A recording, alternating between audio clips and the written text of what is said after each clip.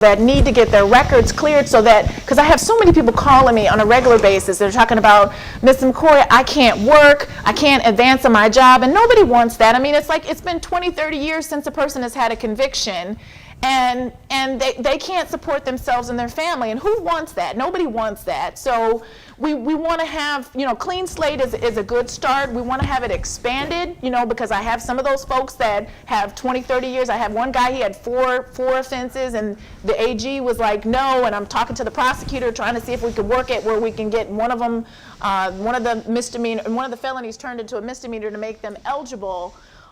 So I'm just excited to be here. So I'm going to turn it back to Ronnie and see if we have any questions.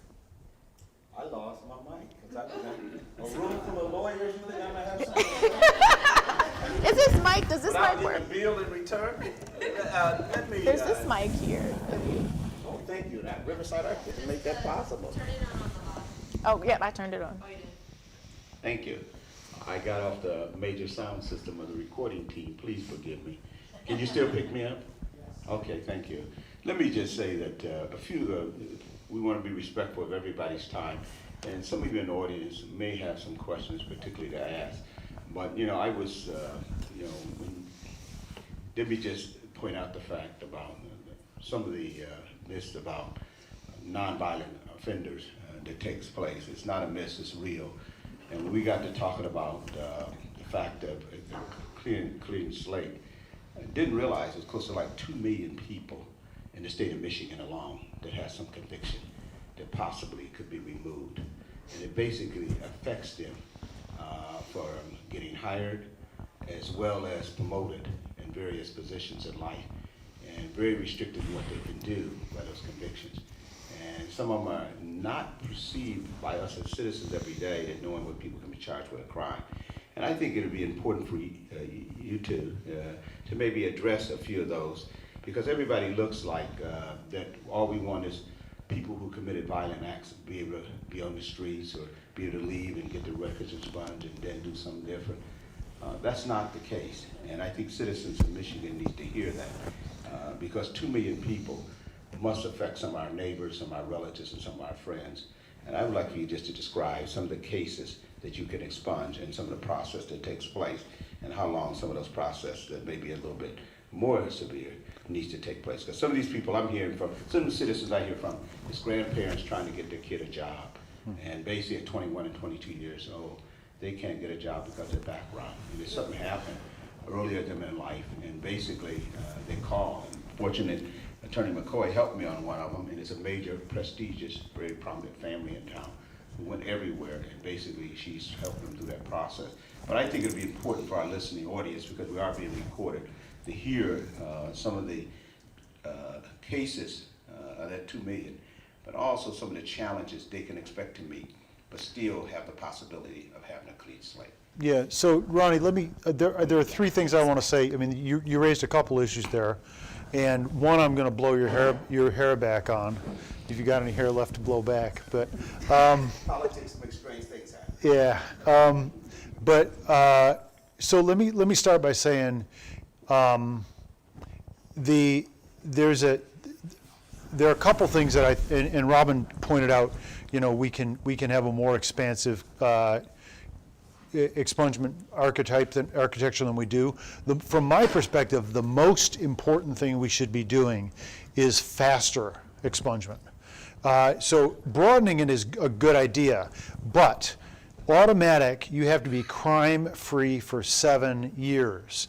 Now, when I was trying to get Republicans to make this faster, I said, look, if I shoplift a Snicker bar this afternoon, automatic's not going to do me any good, potentially, because if I get a judge who puts me on probation for 2 years, I'm 55, so I'm 57 when I get off probation, then I got to wait 7 years, and I'm 64, like, I'm retired.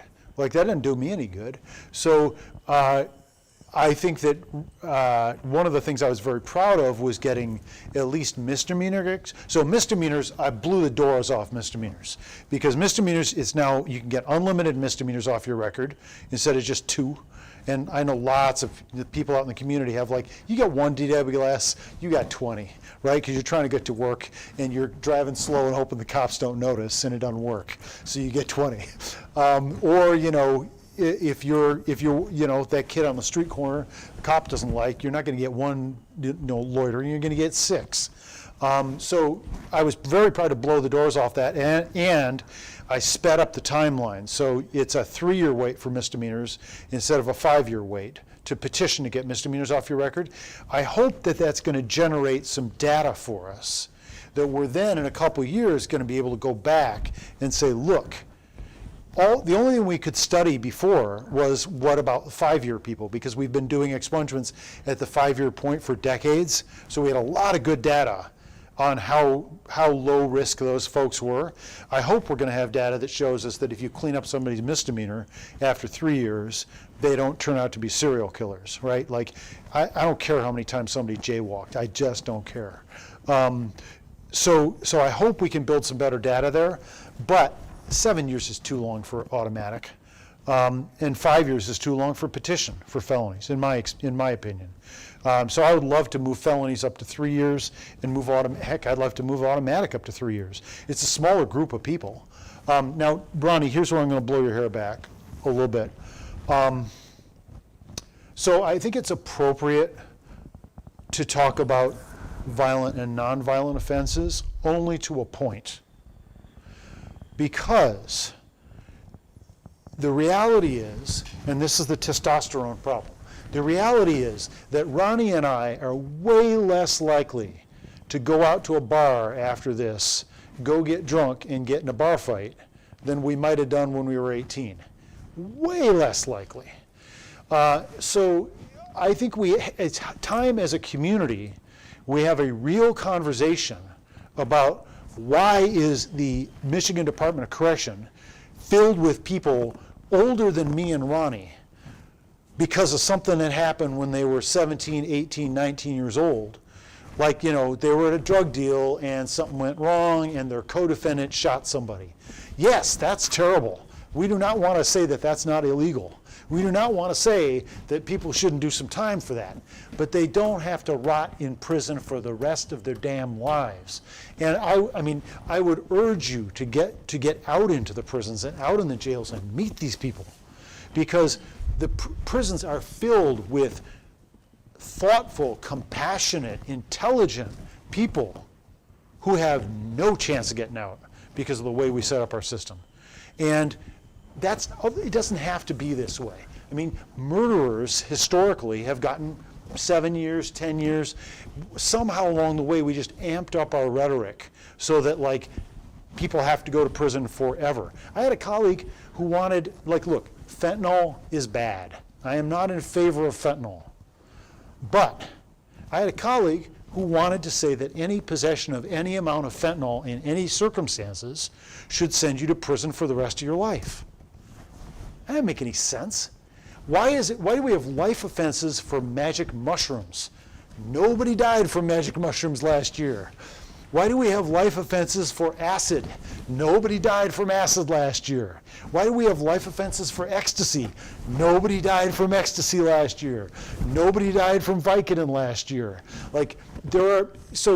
We've got a massively over-punitive structure in our criminal justice system. So the other problem, Ronnie, is that one person's violent offense is another person's understandable act, right? So when you say violent, you're conceding too much to the enemy, because I can code just about any crime you commit other than writing a bad check as violent. Domestic violence, that's violent. It's got the word violent in it, right? So, somebody's been married for 20 years and they have a bad day and the wife slaps the husband. Well, all of a sudden, what, we don't forgive them? But let me ask this question. Michael? Oh, yeah, I can turn it back. I didn't want any feedback. I just do it for the recorders. Here, no. Let me just ask this question, and both of you feel free to answer. Part of your legislation, and as Attorney McCoy mentioned, you have a landmark piece of legislation that really have, like I said, affected over 2 million people. And that says something about a lot of good citizens who maybe made a mistake in their life, that now will have an opportunity to erase that. Why don't you share with us? Because everybody immediately thought the legislation just meant you just white people pass out, and they might have had a violent past. That's why I just threw it out. It's a myth. It's a myth out there. And at the end of the day is, some people made a mistake, and it's haunting them the rest of their lives. And it's very unfortunate because it happened when they were 17, 18 years old, and they was tried as an adult. But like you said, they're 45 today. So Can we use some of those examples yeah. to make sure people have a good feel of what did your legislation really impact, and what is the challenge? I think that people in this room want to be to share with a loved one or a friend or somebody who works with them or work for them. How do you restart your life? I once, and let me just use an example. I was fortunate to serve on a couple of personnel selection committees. And one that we selected, the person they really wanted was for a key governmental official position. He's going to run a department, basically an $18 million department. And he had a clean background as far as his employer. We got down to the background, and the person's gone now. Saul Cooper was in the room with me. He said, Ronnie, he's an ideal person, great person, he's super, destructive, real good. The person from Grand Rapids, too, I'm going to tell you that. He's from Grand Rapids. And everything is perfect. I said, well, what's the problem about hiring him? Is he so perfect? I need to tell you something. I said, what? He's 46 years old, but 22 years old, he committed a crime, and he never got an expungement. And that prevented him from being a major department head.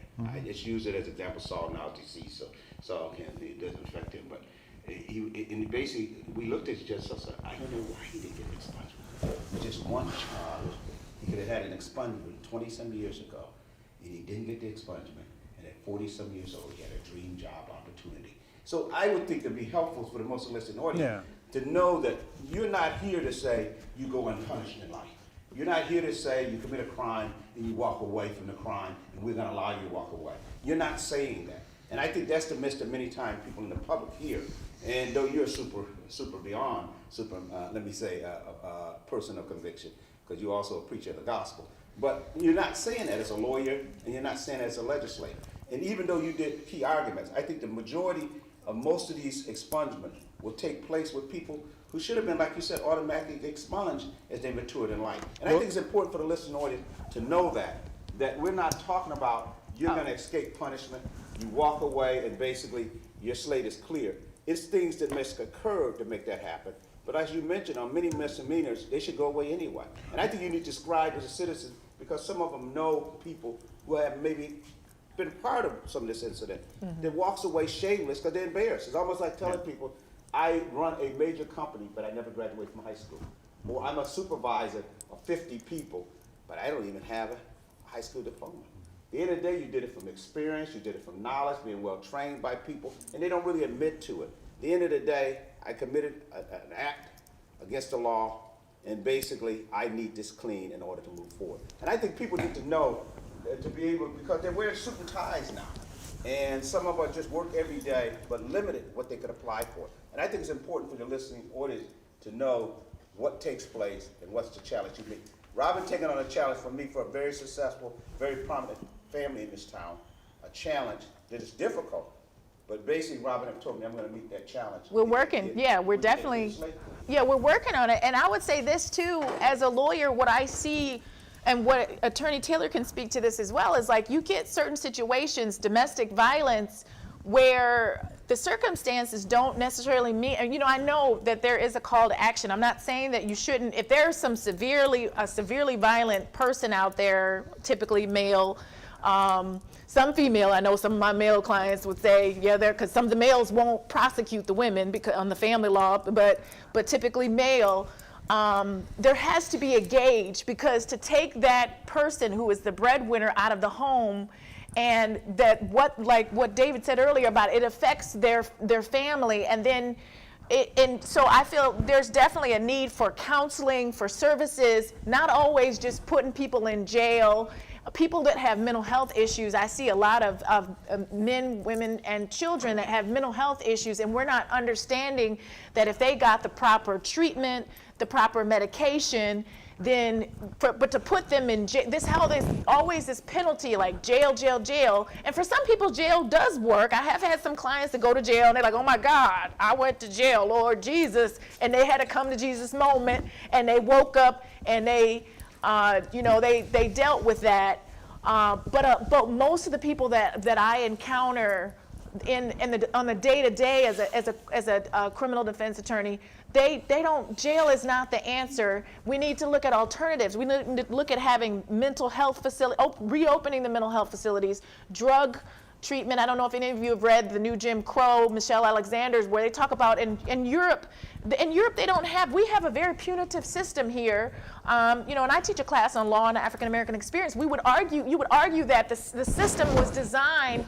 I tell my white clients, I'm like, the system is designed to incarcerate black folk, but you're getting caught up in a system it's affecting everybody. So you're getting caught up in this system that is very punitive and is not thinking about how do we, because I get calls from people for the expungement all the time. They're like, Mrs. McCoy, I can't get a job, or I can't advance on my job. I have a lady, she is very prominent, she's educated, but we're getting her stuff cleared, but she's not being able to advance because of her prior record. And I think this is why the clean slate legislation, this is about redemption. This is about, you make a mistake, you pay your debt to society, but then you should be able to take care of your family, and it betters all of us, because you don't want people, otherwise they're out there, they're dependent on the system. And when they could, we're looking in the news and they're talking about there are jobs out there, but there's nobody to do the work. But then I have a lot of clients that are like, Mr. McCoy, I want to work, I want to do the jobs,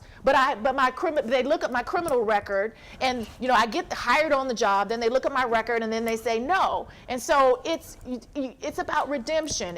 We know people make mistakes. We're human. We all make mistakes, but this is about giving you a chance to take care of yourself and your family. Housing, it affects housing, education, all of that. And that's why it's funny, because as I said, I was like, I did this because I wanted to help the brothers and the sisters in the system, and then I found myself doing educational advocacy, helping with dealing with children avoiding the school to prison pipeline, because it can start even in kindergarten. I've had young kids that are in kindergarten that are being criminalized, and in the juvenile system, it used to be you would make a mistake as a minor and that would not follow you into adulthood, but today, if you do something as a juvenile, the prosecutor can pull that up and look at your whole record and judge you based on that, and they want to stick it to you. And it's not, for some people, if you get them the right resources, they can turn it around. And so we have this new legislation, like David said, you have for the misdemeanors,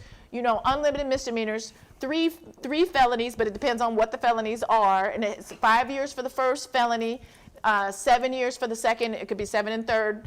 And then I'm excited. I mean, I would like David to hear from him talk about the operating while intoxicated that's supposed to go into effect on February 19th, because I have people, and I know some people, again, they're like, oh no, we don't want drunk drivers out there. Okay, yeah, I have people that have 5 and 6 drunk driving charges. No, we're not talking about them. But so I would like to hear more about that, because I think that's exciting for people. You make a mistake, you make one mistake when you're in college, and then it follows you for the rest of your life, and it shouldn't be that way. Well, so let me jump in and say a couple things. First of all, Ronnie, you wanted an example, and I'm just going to use our sister Tanisha Yancey, and she'd be fine with this because she talks about it all the time. Tanisha's a state rep. And she got in some relationship drama when she was 20. And that relationship drama wound up getting her stalking charges, and also I think felonious assault with an automobile, because she rammed her ex-boyfriend's current girlfriend's car while the girlfriend was in it. So it's relationship drama when she's like 19. And there's also context, because there's always context for this. Her dad had died, had been hit by a drunk driver a couple years ago, so there was some like trauma in his obviously sort of late adolescent stuff, right? She's a state rep now, right? I mean, awesome. If there wasn't a path for her, I mean, she couldn't ever get that expunged until I passed our package. Now she's going to be eligible for expungement because there was too many things for the old bills. But old bills are new bills. Like Tanisha's up front about talking about that, but we need, let me say this, it's not just people who get convicted, because otherwise, and I say this having been out in the jail preaching for 21 years, and I still have people who are like, yeah, I'm innocent, just like you, preacher. And I'm like, no, you don't get it. We're the same because we're both guilty. But it's hard for my parishioners to hear that and really hear it, right? Because they want to think that the preacher's a good person, and I want to be a good person. I'm like, listen, Christianity is about how we are all failures. We are all screw-ups, and we all need grace and forgiveness. But to put some meat on those bones, I will just tell you what I haven't actually ever said in public before, and I was just thinking about this. So, if we want to talk about violent crimes, okay? Well, a crime is something that gets charged and convicted. If it doesn't get charged and convicted, it didn't happen in the system, right? And the way domestic violence is written, it's any member of your family. And I will tell you that my brother John and I got in a lot of physical fights from about the time he was 10 and I was 12, maybe even younger than that. It feels like I beat John down about once a day from the time I was about 12. I used to tell my sheriffs, I said, look, if I had to do a day in jail for every day I beat my brother up, I'd still be in jail. But nobody ever called the cops. My parents never called the cops. My brother never called the cops. When we were in college, once my brother threw a hammer at me and it missed and it went through the wall. And another time he tried to run me over with a truck. I didn't call the cops. Now, those things still really happened. So does my brother, the doctor, deserve to get retroactive convictions for that 20 years later? Do I deserve to get convictions for the times I hit first? I didn't. Doesn't make me any less guilty than somebody who got charged and convicted. I did the same moral act. That is the truth. So when we're talking about moral acts and violence and all that kind of stuff, we got to start talking about ourselves a lot more. And I say this, and I'm walking on very thin ice now. You all understand that, because there's two groups in America who have to be perfect: politicians and preachers, and I'm both. Right? If you ever make a mistake and you're a politician, that's generally the end of your career. If you ever change your mind, it's generally the end of your career. Remember John Kerry changed his mind once? And I'm like, how do you know you have a mind if you don't change it once in a while? But generally speaking, politicians have to be perfect, right? And preachers have to be perfect. But I think that is rot at the core of American society. And if we can't figure out how to forgive people unless we start by saying that we need forgiveness. Somebody's got to go first. Somebody's got to talk about their own fragility and brokenness and flaws. Because if we don't, then anytime anybody else does, they just get the crap kicked out of them, right? We have a witch hunt. We have a persecution frenzy. We find the people who did the bad thing and we kick the snot out of them, and we all feel better. We all feel good about ourselves, right? And we whistle past the graveyard. But it's just not the truth of the human condition. It's just not. But if we can't admit that we make, and we have a society where we pretend people have to be, I always say, I make 8 mistakes a day I notice, which means I got to make at least 20. I make mistakes all the time. And I'm not interested in holding anybody up to a standard of perfection because I can't be held up to one myself. Not going to work for me. I see we have a question. I just heard that, if it's okay to kind of interject. Oh, yeah. Let's get your microphone, though. Let's get your microphone. Let's get one. This is actually a really late for thank you. So I figured I don't. They're recording me too. There's live stream. So which one you move forward? Oh, move, okay. Move forward? Oh, okay. It's live streaming. That's what it is. Okay, so I don't normally speak up at these, actually, I've never been to a meeting in a while. Is this echo too close? I can project without this. Yeah, just talk. Turn it off. Maybe if you just project loudly. I can project. Yeah, So, I don't know, there's some I figured feedback. I'd just do this once because I was going to introduce myself to you, several of you in here. My name is Cynthia Harrison, and my son's story was featured in Politico magazine a couple of months ago. So I wanted to, I'm really antsy in this meeting because just some of the things that you guys, I'm like wanting to raise my hand and speak. You know, the clean slate expungement laws don't go far enough for my son. No, they don't. I don't know if any of you in here read the story. I want you all to Google it and read it. Politico magazine, Cynthia Harrison. Okay. It will, the story, my son's story, like you know, the journalist had a character limit. So there's things that she couldn't include that will blow your mind about my son's situation. Growing up Black in Ann Arbor with mental health challenges and now co-occurring substance use disorder. My son sits in Washtenaw County Jail right now on a probation violation because his tether supposedly died 7 times in a 24-hour period. Oh, did you read it? Nice to meet you. I was gonna introduce myself to you too. It's good to see you. So, you know, it's just, you know, I'm glad to be here, but it's difficult to be in here because it's difficult to, you know, the things you're talking about. My son, they've got a COVID breakout in the jail, so, you know, they've got to be safe. He's in, you know, lockdown. 2 weeks, they get 45 minutes out. I mean, I guess that's what they have to do, right? Supposedly a CO brought it in. So my son's now, although he was vaccinated with the J&J vaccine, he's got asthma, he's at risk of getting COVID, he has an infection in his tooth. The judge is holding him there for his tether dying 7 times, supposedly in a 24-hour period.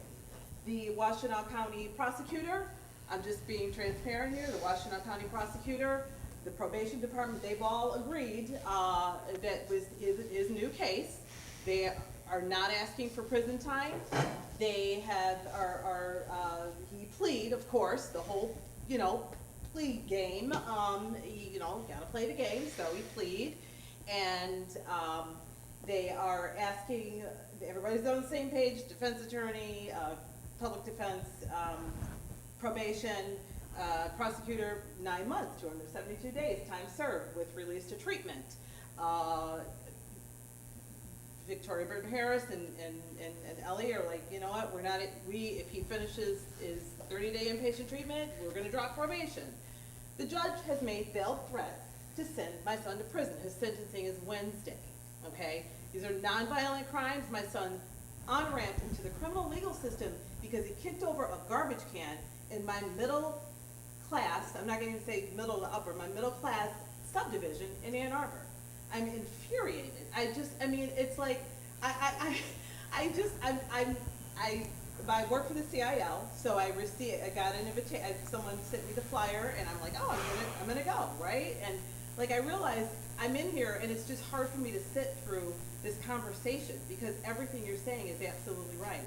You know, but in my son's case, somebody who does suffer from mental health challenges that have been exacerbated by the times that he's spent going to jail, the trauma, and to share with you as well, because they couldn't talk about all this in the article, my stepson, who lived in the South, he went through his criminal legal issues as well. And as a result of that, either he or my son always being on probation, they couldn't even really spend time together, and he was a victim of a homicide in November, which exacerbated my son's anxiety. So I don't even know, it wasn't really a question.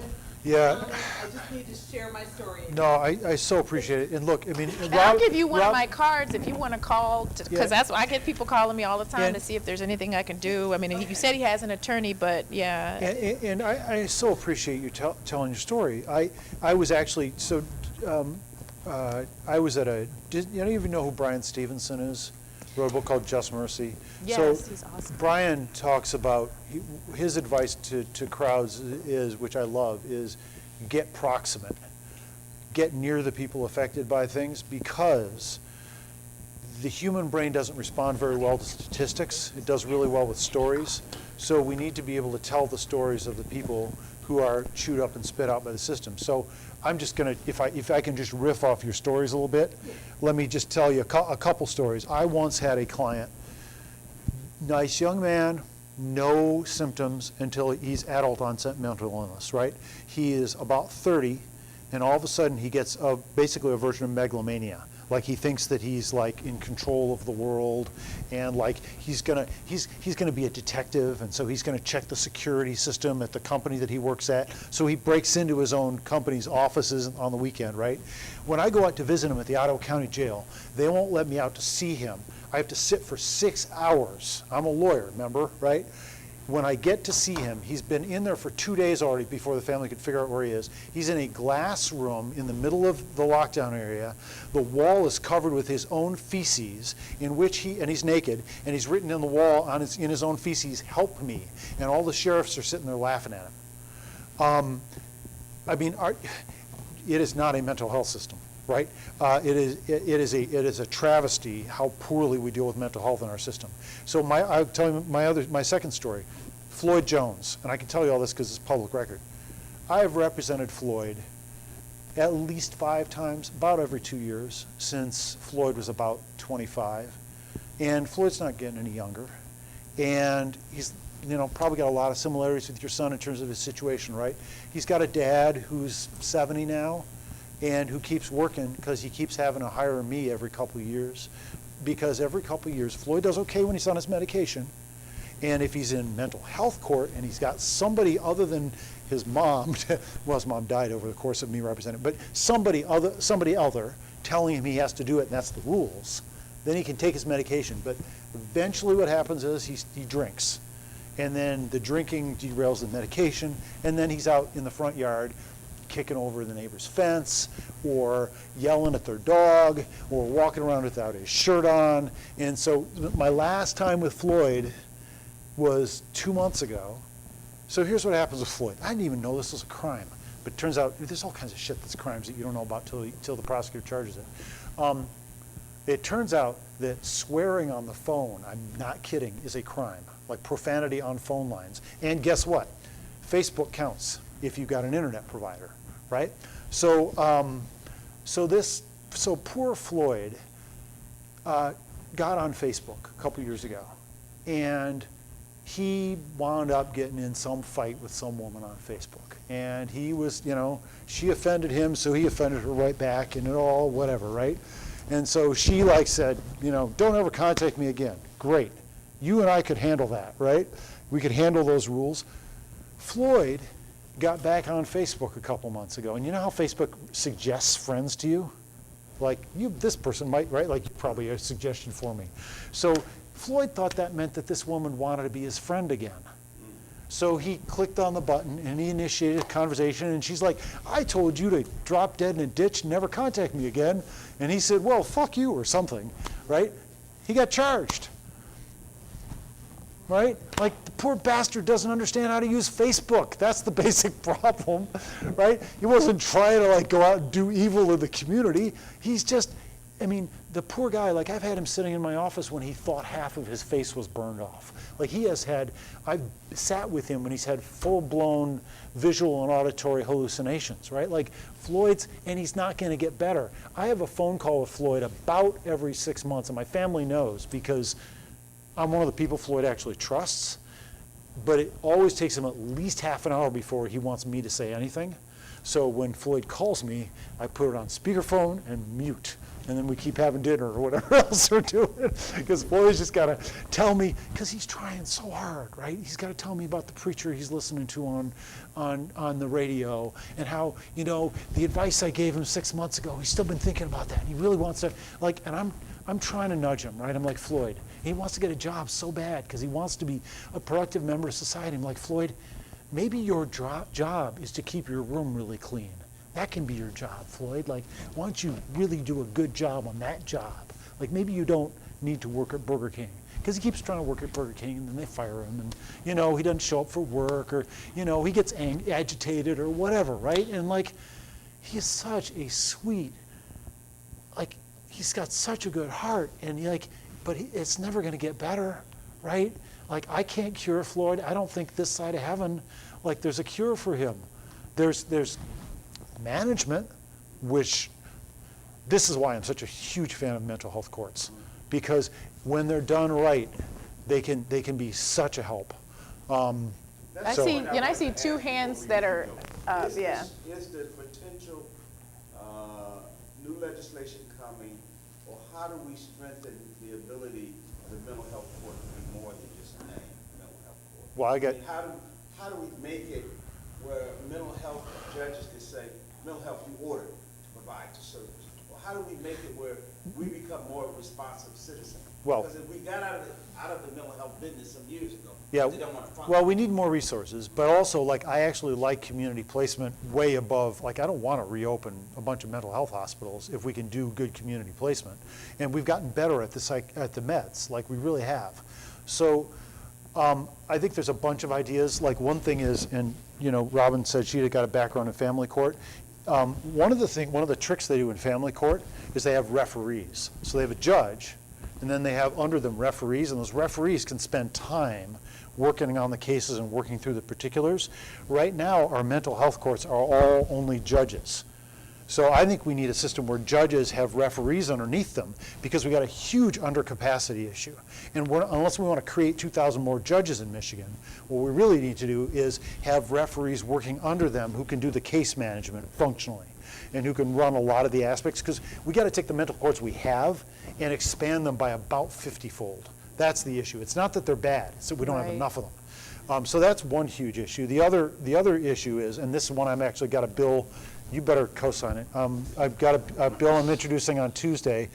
One of the dumb things we did in mental health court 15 years ago was we had a prohibition on you being in mental health court if you had any violent history. Half the time. I've seen that because Detroit, I worked at the juvenile court. We had a mental health court, and it actually, I think it's a model for the way it should be for the rest of the state. But they would look at you had to qualify to get into mental health court. There's a hard ban. And if you have a violent history, some of that can factor in. And then it's like, but if a person is off their meds, they're psychotic. Half the time they needed mental health treatment because they flipped shit and pushed their dad or something, right? Like, that's how they needed mental health court. Right. So I've got a bill to fix that. And I see two hands, but what we're talking about, especially Ms. Harrison, what you talked about, you're making me think of, I have a couple cases. Like, I have a case of a person that was exposed to lead as a child, that was in foster care, that is an adult foster care home, that got into an altercation, right? And then I referred him over for competency, and he's developmentally delayed, and the forensic center deemed him competent to stand trial, and he can't even take care of himself. And thankfully, we had a righteous judge, but I had to go get an independent evaluator, Dr. Ural Hill, who's African American, and I had to go and have a competency hearing in Wayne County, and to challenge. And the doctor, he was just like, oh yes, maybe I should have used the special testing for somebody who is cognitively or developmentally delayed, but you know what, it doesn't matter, he's still competent. And I asked him, I said, do you guys have a mandate that you're just supposed to find every person that is African American that has mental health issues, that you're supposed to find them competent? Because you just said that he needed a specialized test, and that probably would have made a difference. And Dr. Hill came in and said there's no way he could be competent. I mean, he had lead exposure. He is in a facility, he can't even care for himself, but the prosecutor had decided to charge him, and he's no longer a risk. He got into it with another person, a fellow person that was there. They didn't have the proper supervision, or they didn't know even how to deal with them properly. And so then he ended up, so they're talking about putting him in jail. And when I told him that, he started crying, and he doesn't even really understand what's going on. He's like a child. Like, our specialist said that he has like the mindset of a 5-year-old. But I mean, we lucked out. We had a righteous judge. You don't always have a righteous judge. You don't always have a righteous prosecutor. So we lucked out. Then I have another gentleman. He had on on April Fool's Day, a couple, like not this year, last year, he's off his meds. Now he's highly intelligent, but he has 2 episodes, and I referred him over to competency. They said he was, because I told him, because he was in jail, and I said, you should not be here. But I'm like, look, you need to listen to me if you want to get out of jail.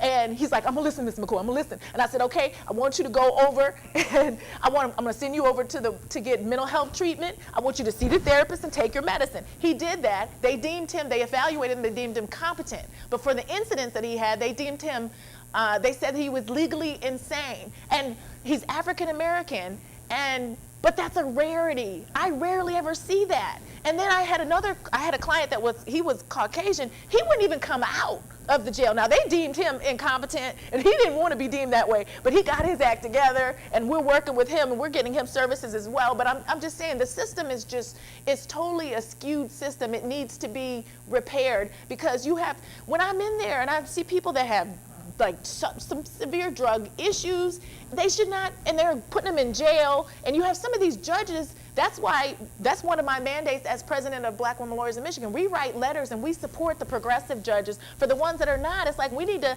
identify them, and we need to run progressive people against them, or we need to do something. We need more progressive prosecutors. There's some people that say they're progressive, they're not. And so it's mind-boggling that, again, that we live in this society. I've lived in France, I've lived in South Africa, I've seen how other countries, well, South Africa's not the best example until recently, but they're not the best example of how they should do, because they have the apartheid system, and they still have the remnants of apartheid. But South Africa was good for me going to see how their system is as apartheid, because we have an apartheid system here in America when it deals with race, gender, and class. If you're poor, you're going to get a different treatment than if you're wealthy and you can afford a high-priced lawyer. It's wrong.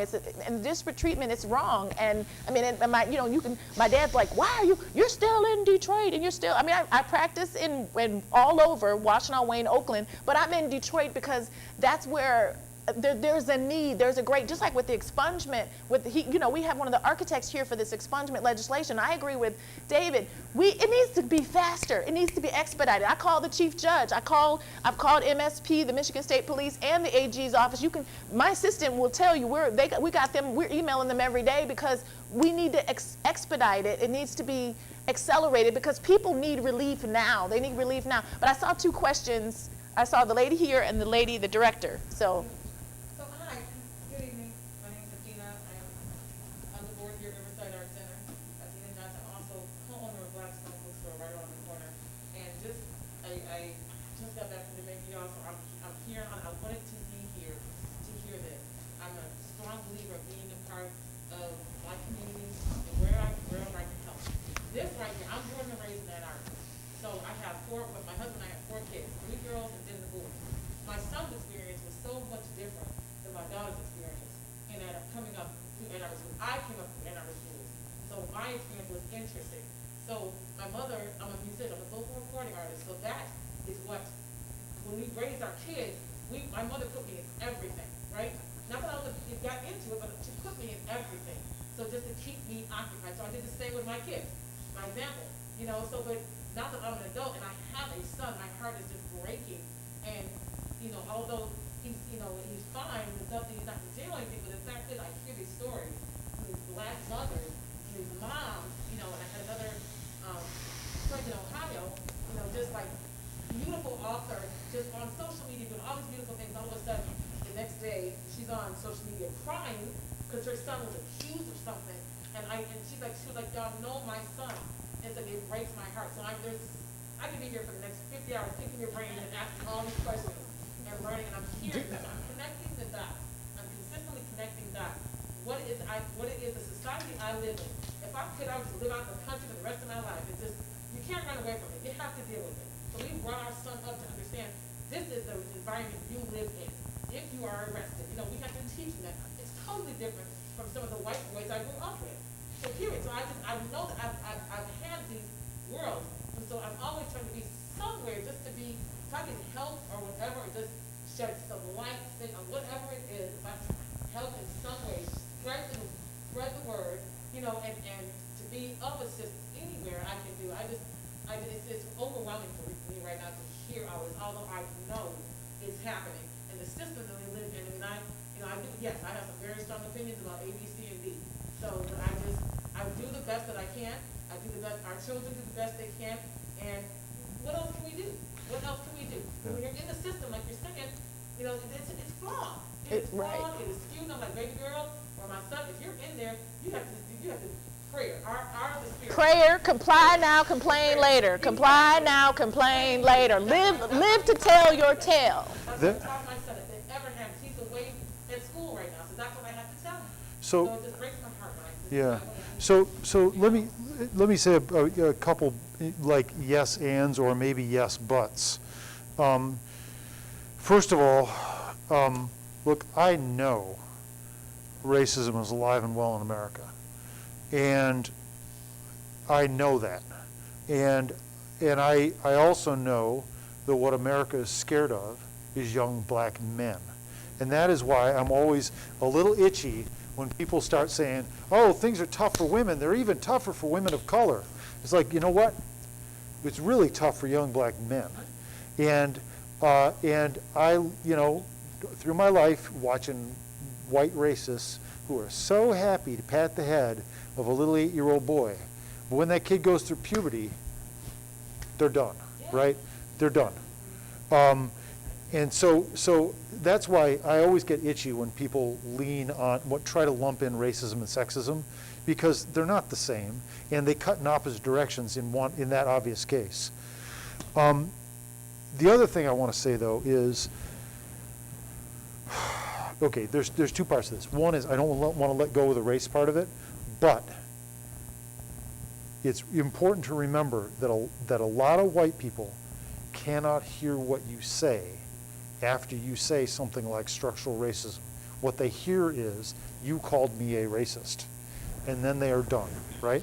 So when I talk about one of the tragedies about America is the correlation between wealth and race, right?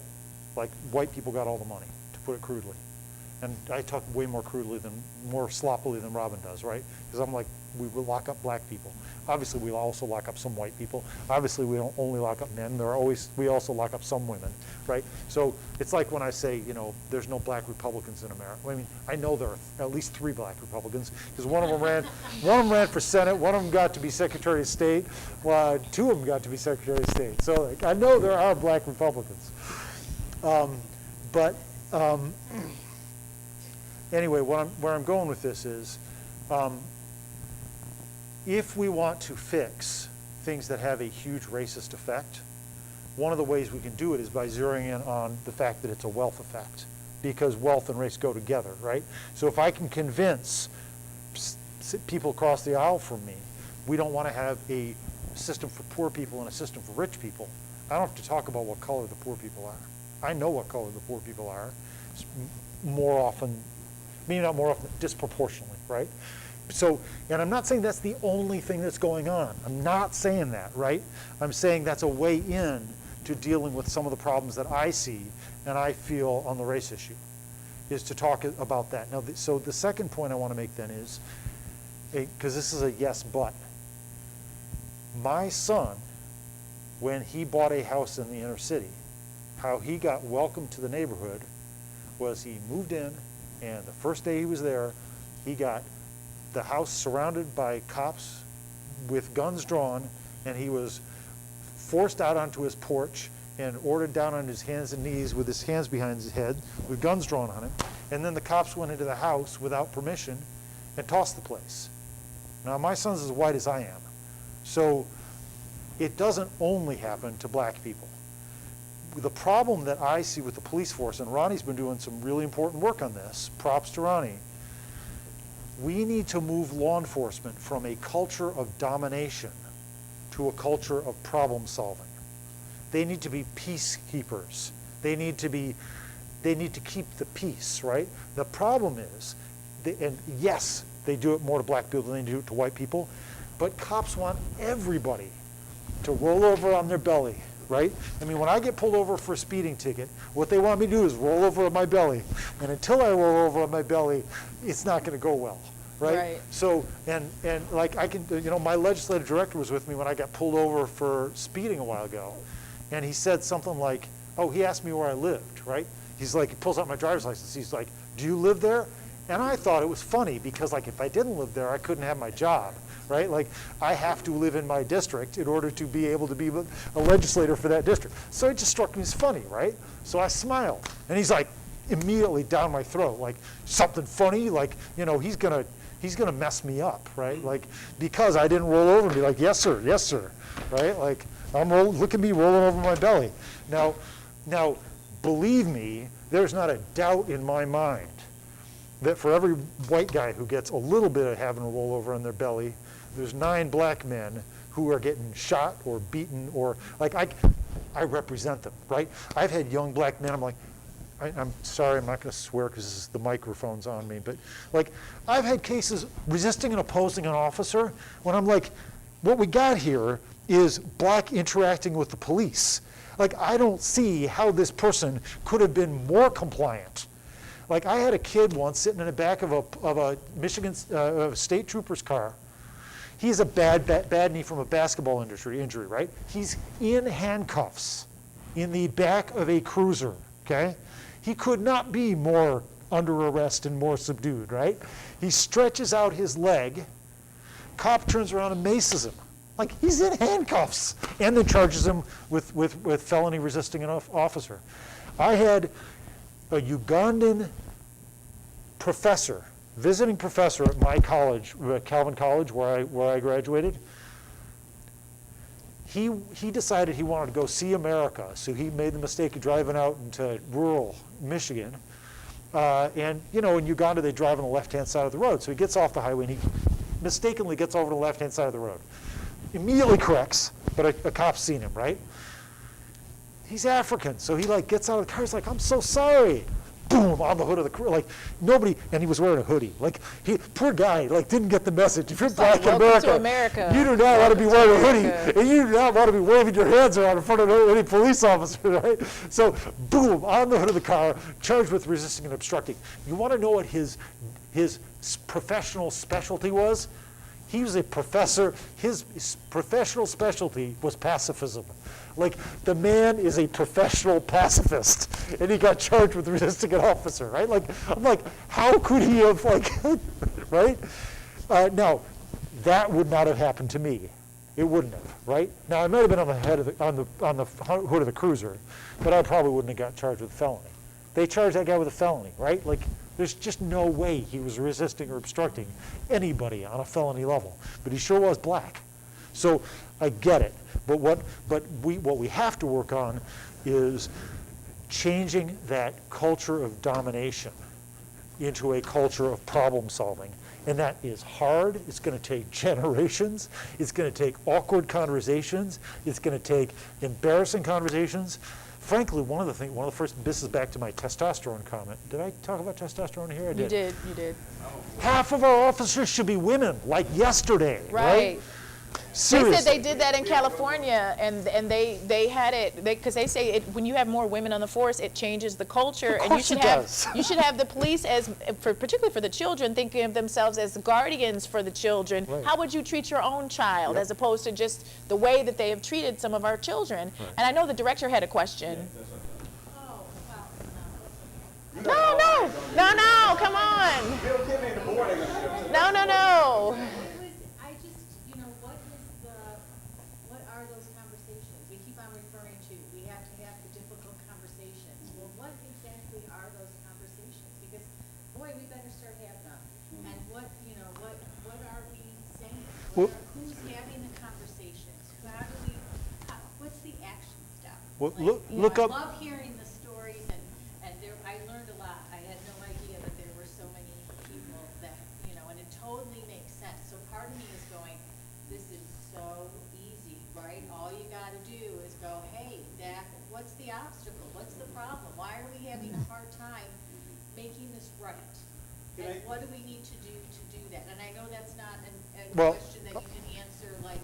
I got an answer, but my answer is very Christian, and it's the answer I just gave at Calvin College, which is Christianity is about it's not about giving power to people that don't have power. It's about rejecting the entire idea of power as desirable. We live in a conflict-based society. Our legal system is conflict-based. All of our sports are conflict-based. Like, the worst thing you can say about somebody is calling them a loser, right? We have winners and losers, and everybody wants to be a winner, and everybody wants to shun the losers. We just have to shift to a world that is not based on power and is not based on conflict, but is based on mutual support. But that's the central challenge of the United States of America, is this country was founded on what? A Declaration of Independence.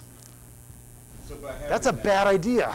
Independence is not good. And when you Dependence say, is good. Yeah, when you say, for me, on a more practical side, again, when I have my defense attorney hat on, what are the answers? Like, if the police come to your door, I tell people, don't just let them in, because a lot of times my clients, they don't learn the law until after the fact. Don't just let them in, because if they come in and then they find something that's illegal, then David and I are going to have to try to go in and do a motion to suppress. But if you let them in, then that's going to waive it. If you get stopped, pull over safely, put your hands on the wheel, no sudden moves, be respectful, give them your license, your driver's license, your registration. If you're stopped on the street, I tell the kids, make sure you give them your real name, no funny games, give them your real name. Don't volunteer, zip it. That's the biggest takeaway when I talk to kids is zip it. Do not, because the police are trained by the prosecutors. They have to meet the elements of the offenses. And I've had some people, when I do my program on what to do when stopped by the police, what I love to hear is people hear that, and they've come to the program or they've seen the video on YouTube and they say, Mr. McCoy, I watched it and we the police stopped us, we listened to what you did and we avoided, we didn't end up in jail, we didn't have charges, we didn't get roughed up by the cops. I want to hear that. I want to see more of that positive, more of an positive interaction. And if you're upset at the police, I tell people, I had somebody call me today. Call internal affairs. Call the Michigan State Police. And then the kids have said to me, Mr. McCoy, we'd love that you come out and talk to us, because I've done it several times. Since 2014, I started here. But the police, I tell the police, I engage with them. You guys need to police your brothers and sisters, because they're out there and they're mistreating people, and then we end up with a backlash, because it's everything. Every action has a counter reaction. You look at the news too. You see all this. It just really disheartens me. You see all this people being manipulated and they're fighting, and it's like, and the children are watching us, and we're adults, and we're supposed to be acting like adults, not like. It shouldn't be as chaotic or insane as it is, but I know people are cooped up, and you want to get out, but it's like, you got to understand, the children are watching, all of the children are watching us, and we need to behave like adults. We need to engage accordingly. And then about racism too, people need to be able to feel comfortable to talk. Like in my class, we have black, white, people are comfortable talking about race. You have to feel comfortable and not feel like, if I say this thing, oh my gosh, there are gonna be consequences. No, people come in and they're like, look, my parents, they voted for Trump, and I'm like, okay, I have some relatives that voted for Trump too. Let's talk about this. But Yeah. but listen, and because this is how I roll, I just want to point out some things that you all can disagree with as much as you want. We don't just have a conflict-based society, we glorify violence. We worship people who go over and shoot other people in the head. We call them heroes. Anybody who goes into the military. I think the military is a bad idea. I think that running an empire is a bad idea. And guess who we hire for police officers? We treat the police like they're a paramilitary operation, and then we're surprised when they act like an occupying army. I mean, we have our sports games. Football is simulated war. I'm sure you all love it, but basically, football is cracking somebody else in the head really hard. Like, if we actually want to be a peaceable society, we got to start thinking about some of our basic archetypes. Like, I don't think football is okay. I don't think unquestioningly loving our military is okay. I don't think that expansionist wars are okay. And I think that if we get our police department is a piece of a much bigger militarized, violence-based conflict-based culture that we've just got to start questioning and saying it out loud, which I just did. We also need to take if we care of don't our say it out loud- veterans better. Like my mom was in the Air Force and she worked at the VA hospital. And then when I look at the homeless people, like you go downtown Ann Arbor, you see homeless people, you see veterans. And you send them away to war, and then they come back here and they get treated like crap. And it's like that is just not right. It's not right. People go in the military. You know, Ed's son is in the military. Like some people go in there, they don't have the resources, and they use the military, the GI Bill, to take care of themselves and their family. And they should be treated better. They should be treated better than they're treated. It's not right. And I mean, and you saw Attorney Taylor. He went up and he's doing a jail visit right now. With a client doing the Zoom, but we need to just have more compassionate people doing the kind of work. It doesn't necessarily have to be just lawyers or legislators. It could be teachers. Everybody I look at it, everybody as a spiritual person, everybody has a role to play. When I talk to the kids, I'm like, it's not just me here talking to you and I have all the answers. Let's co-create so we can come up with the answer to the problems that are out there in society. So one of the things that part of the question you made, part of the other comments made about the summit, it is clear to me, as you have said earlier, we do not have a lot of, in a town like this, the size of 2.5 square miles, and of course the two townships, the Superior Township surrounding us, Ann Arbor, the home of the liberal, basically have a lot of issues. Some of that is based around conversation that whereas we don't have a conversation that sometimes people are not very comfortable when we have a conversation. I'm a Jim Crow kid, so the issue you talk about the 2 years, unfortunately, we were taught what to do and not to do, and what to expect, and don't expect anything more. And basically, we were structured and trained. And every summer was in the South, and grandma really reinforced it. Don't bring your north ways down here, because you're gonna have trouble with the ticket price. And so my grandparents never did vote, never looked like they should vote, but they would pay an alternate price for it, and for participating in the process. And the whole town felt likewise. I think part of the fact that, and part of the comment you made, and I'm gonna leave on these notes, a circuit court judge recently asked me a question. I think I might have shared it with somebody in this room. He asked me a question, mostly all of them I know for years, asked me a question, said, Ron, I want to ask you a question because I believe I can talk to you. I wanted to let this man go. I did not want to send him to prison. In some way, I felt this young man was telling me the truth. And I was troubled by him telling me the truth. But he wouldn't look me in the eye in order to read his eyes to know that I should let him go. The story he told me was too validated to believe that he was lying. He would not look at me face to face. He said, Ronnie, would you tell me, because consciousness is bothering me, should I have sent him to prison, or should I have gone with my first thought to let him go? He said, but Ronnie, you just wouldn't look at me. I said, Your Honor? He said, yes, Ronnie.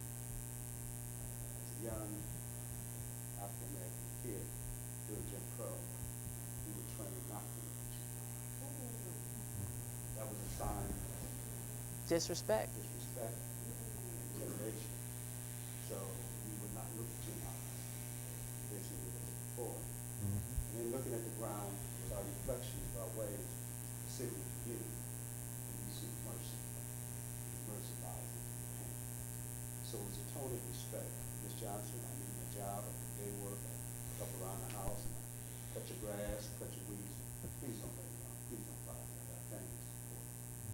The way of saying to you, headmaster of the school, please allow my children to stay. I know they were wayward, I would discipline them when they get home. Please, but I talk to the floor. Many African Americans today model behind their fathers and their mothers. That's the way they address the people. And I said this to Atty Step in this township clerk. And Atty Step once asked me a question. She said, Rod, I want to ask you a question.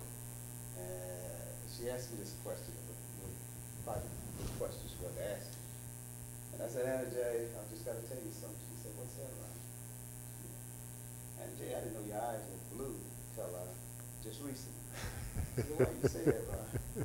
Young African-American boy at the Mattel, we were taught, never look a white woman in the eye. Don't stare at her face. So Mattel died for the purpose of thought. Someone had spread a rumor. Somebody lied. Said he had really approached a white woman. So we as one black kids, Jeff Magazine came out. I remember it until Jeff Magazine. Families had nothing but conversation about the limitations we should do. We go to 5 and 10, we go to Cunningham, downtown Ypsilanti, different places we would go. Don't look at a white woman. They'll say anything to her. If you say something, just drop your head. We were trained to be that way. So when you find, unfortunately, generations of people who are generation in the profession, I'm not saying, and I tell anybody, not to become the police, you can find police officers, but it's the Representative Ronnie stated earlier, I think they need more training, more diverse training, more enhanced training, definitely training on mental health issues, and how to address mental health problems. Unfortunately, a large population in our community, because of substance abuse, because of other issues that led to mental health, they're being treated like criminals. They're sick kids.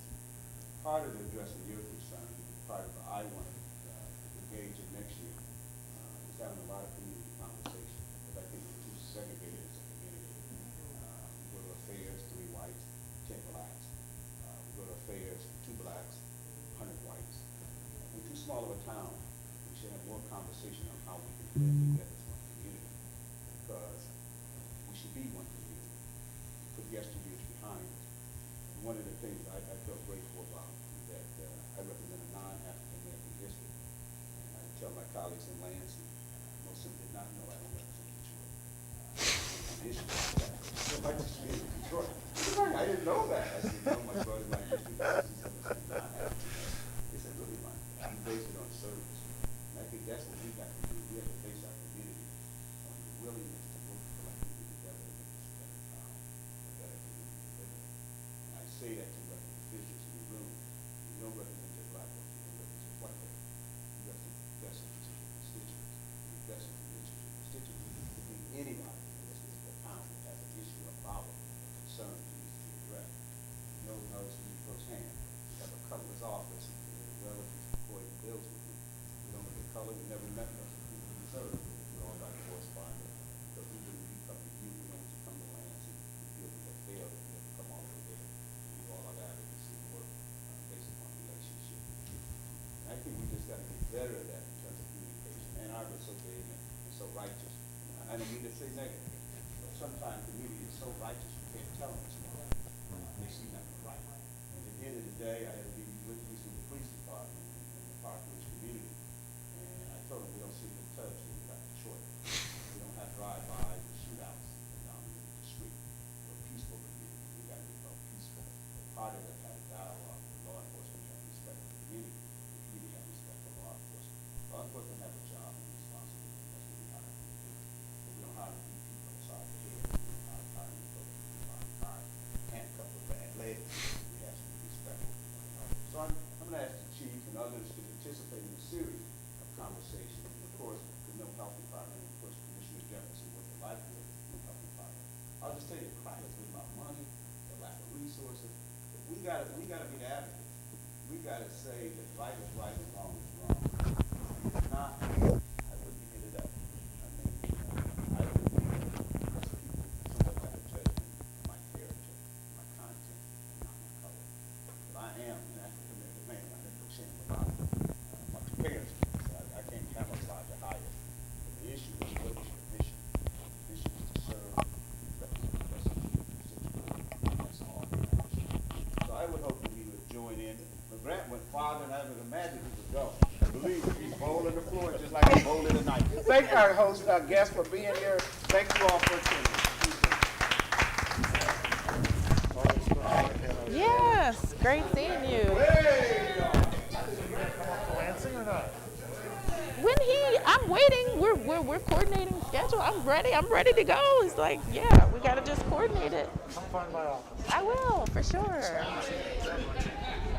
Yeah, he's asking me, when am I coming to Lansing? I'm like, well, I just see when you guys want me to come. I'm like, Oh, okay. We gotta get a picture. Oh, yeah, we do.